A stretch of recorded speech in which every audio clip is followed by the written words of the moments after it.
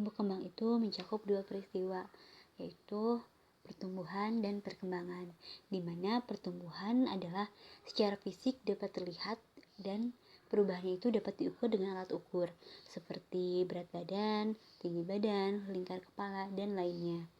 Sedangkan perkembangan adalah berkaitan dengan perubahan secara fungsional, yaitu bertambahnya kemampuan dalam struktur dan fungsi tubuh yang lebih kompleks. Nah, tumbuh kembang ini terjadi sejak pembuahan sampai berakhirnya masa remaja.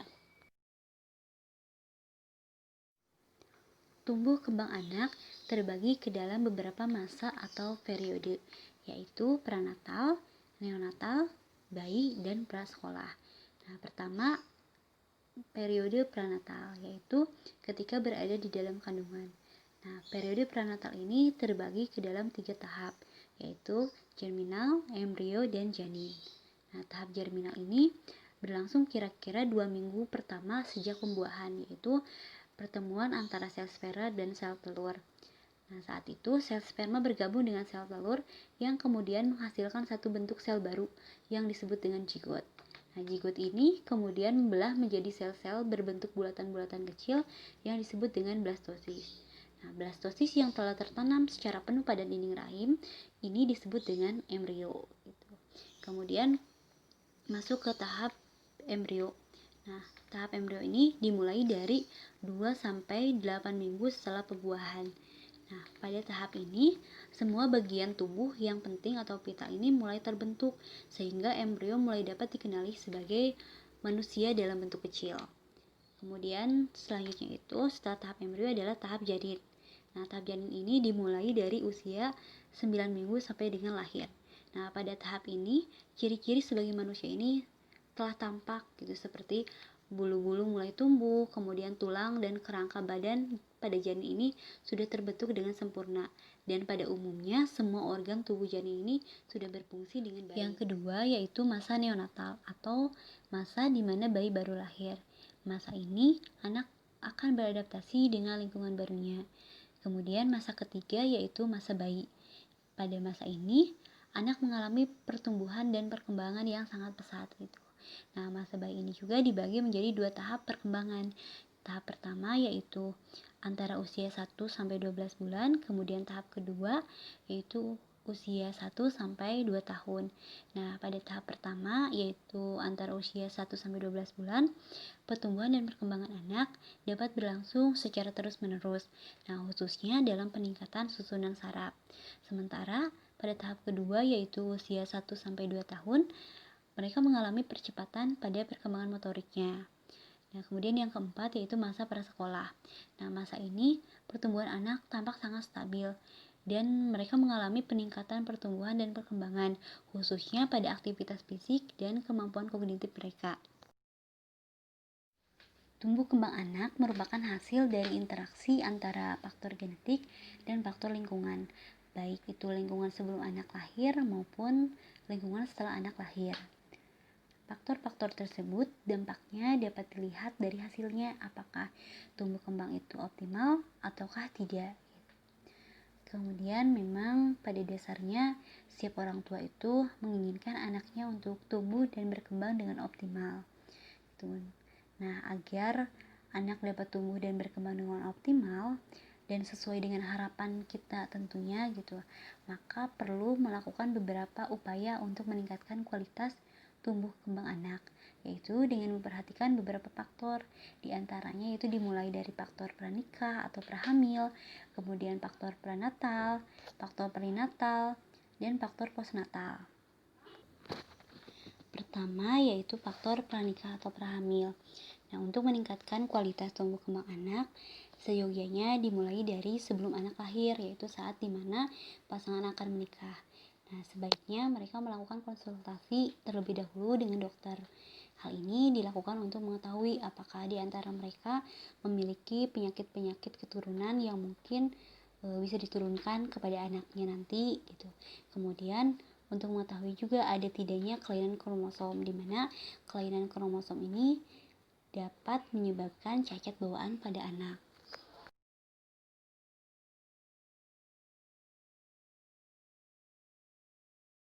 Untuk meningkatkan kualitas tumbuh kembang anak, hal yang harus diperhatikan pada masa prenatal adalah pertama itu gizi. Gizi pada waktu ibu hamil. Gizi memiliki peranan yang sangat penting untuk mendukung tumbuh kembang anak, di mana status gizi ibu ini akan berpengaruh juga pada status gizi anak. Gizi buruk saat hamil atau sebelum hamil itu lebih sering menghasilkan bayi dengan berat badan lahir rendah. Bayi berat badan lahir rendah ini menyebabkan hambatan pertumbuhan otak atau struktur fungsi otak anak. Nah, gizi buruk juga bukan hanya berpengaruh pada fisik anak, tapi juga berpengaruh pada perkembangan intelektual anak. Oleh karena itu, untuk mengantisipasi hambatan dalam tumbuh kembang, perlu untuk memperhatikan gizi. Nah, normalnya kenaikan berat badan pada ibu hamil ini sekitar 10-12,5 kg. Nah, terjadinya kenaikan berat badan pada ibu hamil adalah untuk pertumbuhan janin, plasenta, dan cairan amnion atau air ketuban. Nah, pada kehamilan juga adanya kebutuhan kenaikan volume darah sehingga akan meningkatkan juga kebutuhan zat besi pada ibu gitu sendiri gitu. Nah, ibu hamil juga dapat mengkonsumsi tambahan makanan, yaitu bisa dengan memberikan atau mengkonsumsi formula khusus untuk ibu hamil. Kemudian yang selanjutnya adalah toksin atau zat kimia. Nah, zat kimia ini bisa melalui obat-obatan. Ya, maka dari itu ibu hamil harus lebih memperhatikan gitu obat-obatan yang dikonsumsinya, karena ada beberapa obat yang memang tidak dianjurkan untuk diminum oleh ibu hamil. Efek negatif obat-obatan yang tidak sesuai itu bisa menyebabkan kelainan bawaan. Selain itu, ibu hamil yang perokok atau peminum alkohol dapat menyebabkan juga bayi berat lahir rendah gitu. Kemudian endokrin. Nah, endokrin ini kelainan atau gangguan hormon pada ibu hamil. Misalnya, pada penyakit hipotiroid akan menyebabkan anak mengalami hambatan pertumbuhan gitu. Kemudian radiasi. Sebaiknya ibu hamil hindari penyinaran pada waktu hamil muda. Nah, paparan radiasi dari sinar itu sendiri mengakibatkan kelainan pada janin seperti mikrosefali, kemudian kelainan fungsi organ lainnya juga gitu. Kemudian yang selanjutnya itu penyakit ibu. Penyakit ibu ini juga dapat mempengaruhi tumbuh kembang anak. Di mana penyakit ibu ini ada penyakit yang disebabkan oleh infeksi dan bukan disebabkan oleh infeksi. Nah, penyakit yang disebabkan oleh infeksi ini sering menyebabkan keguguran atau gangguan pertumbuhan, bahkan cacat bawaan gitu. Nah, penyakit yang bukan infeksi ini biasanya ibu yang menderita hipertensi. Ibu yang menderita hipertensi tersebut tidak diobati, sehingga mengakibatkan retardasi pertumbuhan intrauterin atau pertumbuhan janin terhambat, kemudian lahir meninggal gitu. Nah, yang selanjutnya itu stres. Stres yang dialami ibu akan sangat mempengaruhi tumbuh kembang janin. Kemudian yang selanjutnya itu imunitas atau kekebalan tubuh, di mana kekebalan tubuh ini sebagai antibodi agar tidak mudah terkena penyakit atau virus-virus atau infeksi-infeksi gitu.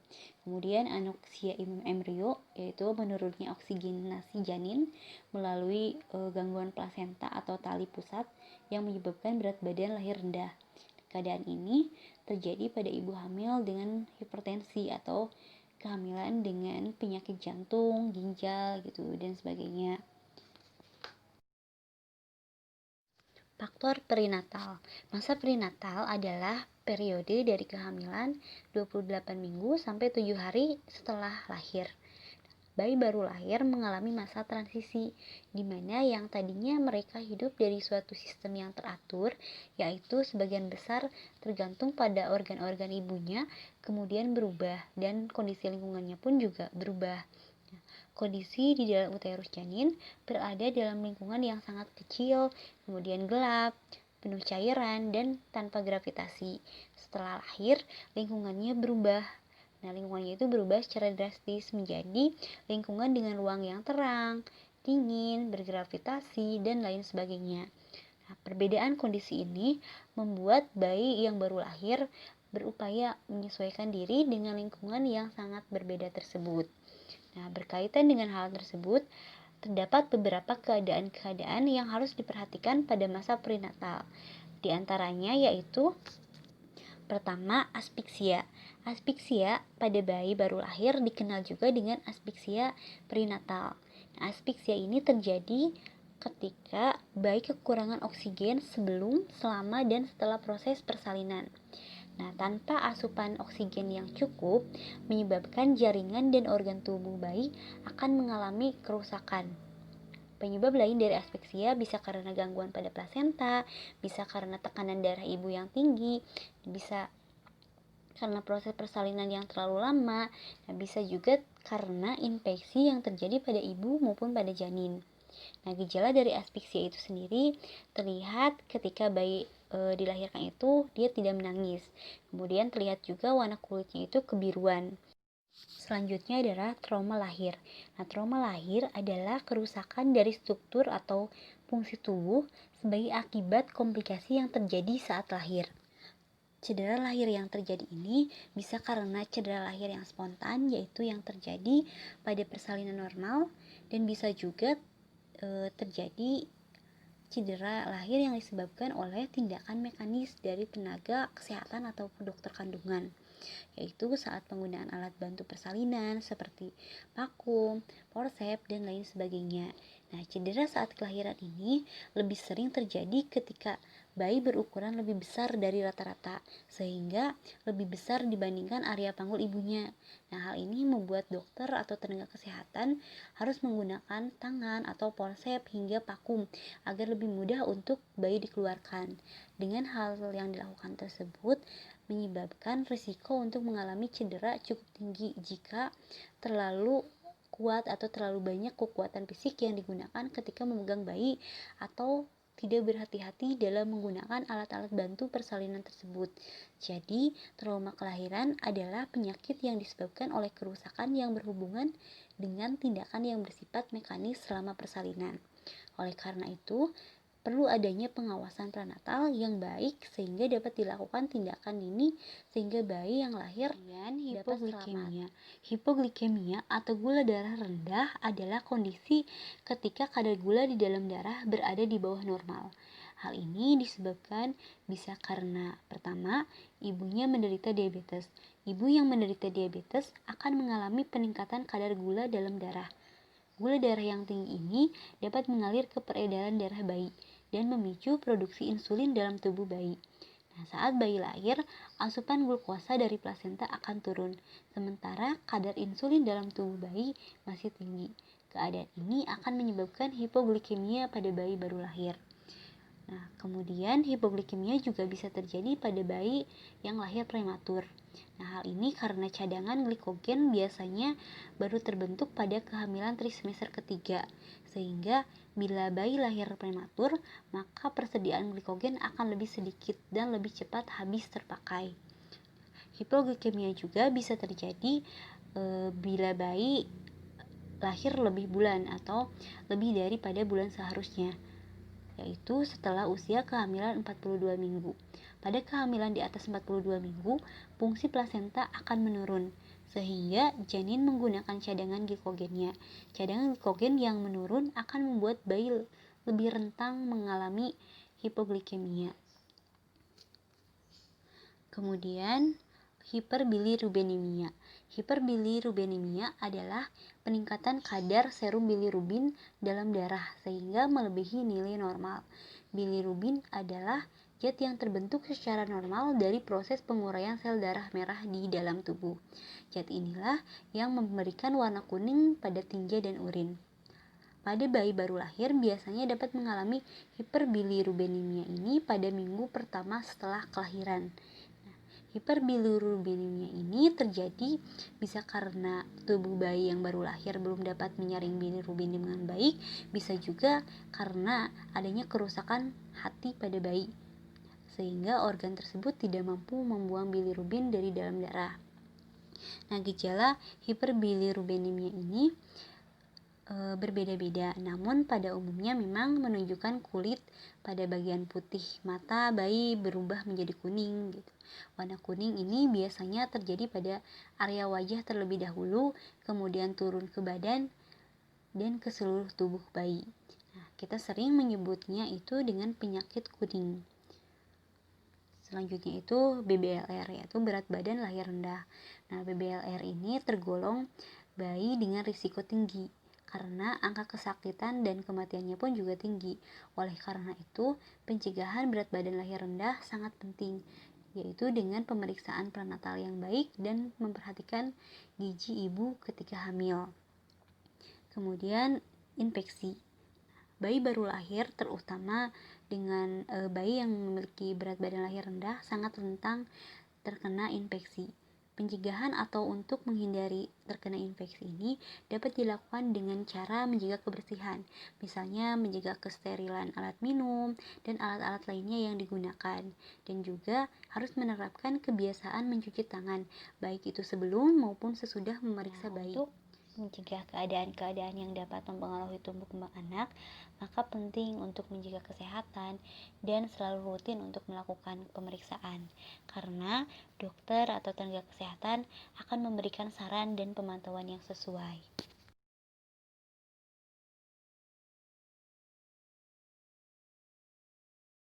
Faktor postnatal. Faktor postnatal yang mengaruhi kualitas anak adalah faktor bio, psiko, dan psikososial.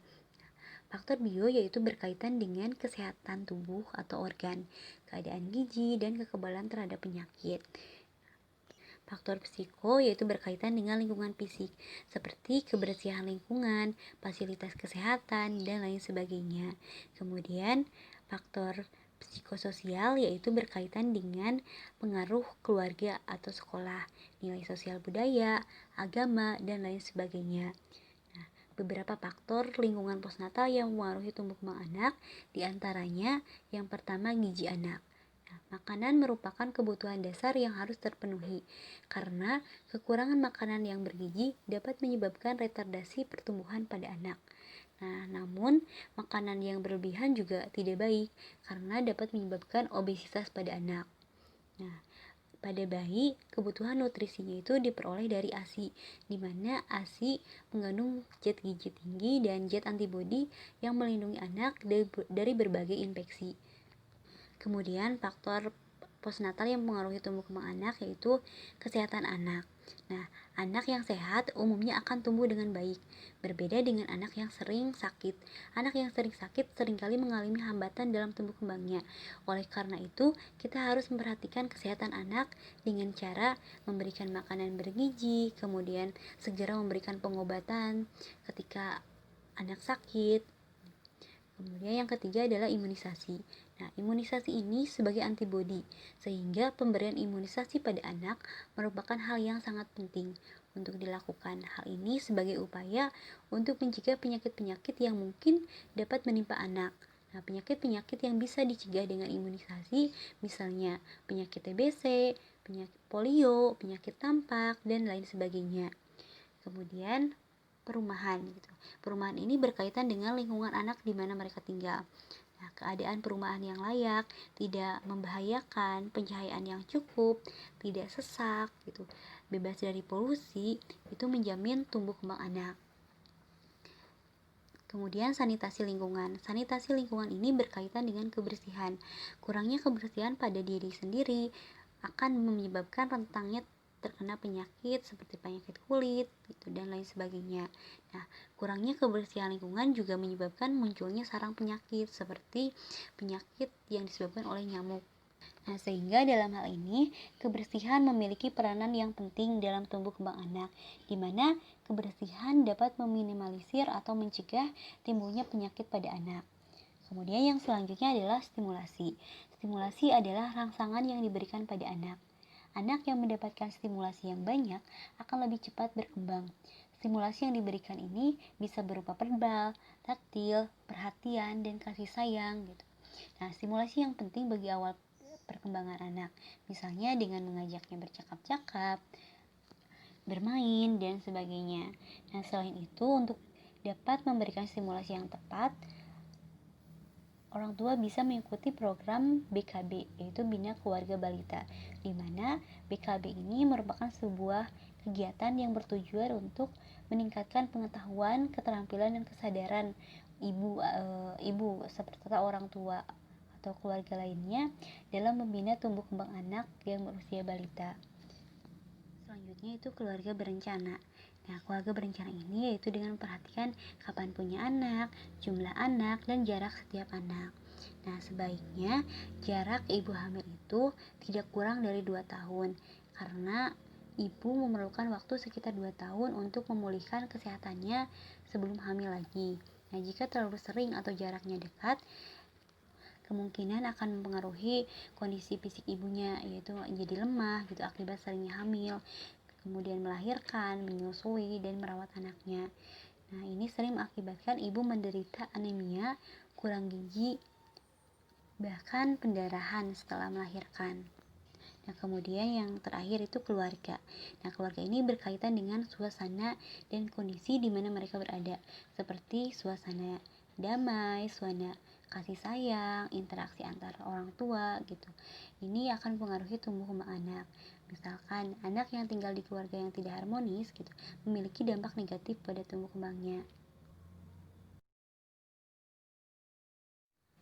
Selain berbagai upaya yang telah dibicarakan sebelumnya, hal penting yang harus diperhatikan untuk kelangsungan hidup anak yang mungkin membawa risiko bagi ibu maupun anaknya, yaitu diantaranya yang pertama, kesehatan ibu dan anak dapat ditingkatkan dengan mengatur jarak kehamilan minimal 2 tahun.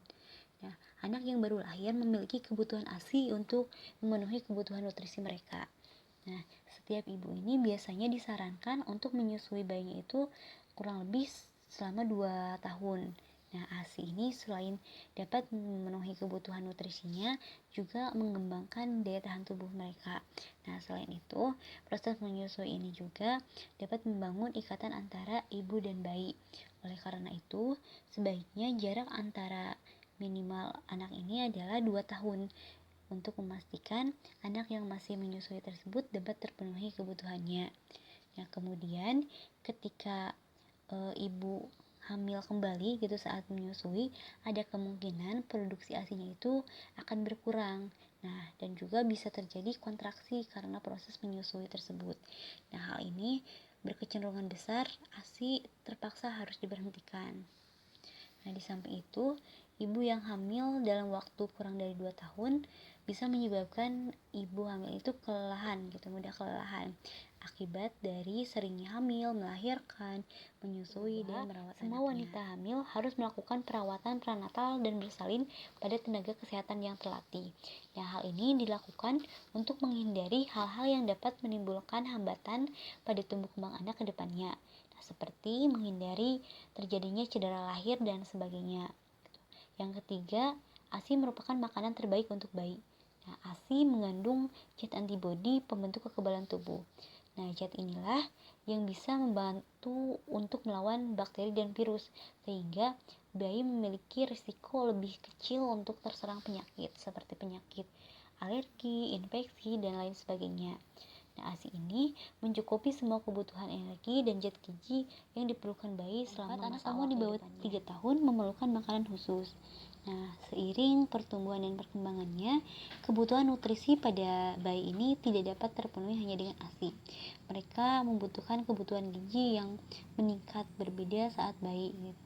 Dan kebutuhan tersebut tidak bisa terpenuhi hanya dengan ASI, terutama kebutuhan akan jumlah energi, protein, dan zat besi. Pemberian makanan pendamping atau MPASI menjadi salah satu periode penting. Sebagaimana penelitian menunjukkan bahwa pada masa transisi ini banyak bayi yang mengalami gagal tumbuh yang disebabkan oleh kualitas MPASI yang kurang baik. Nah, oleh karena itu, dengan pemberian MPASI yang tepat dapat menunjang pertumbuhan dan perkembangan anak yang diare harus diberikan banyak minum atau ASI untuk bayi. Nah, diare pada bayi paling sering disebabkan oleh infeksi virus.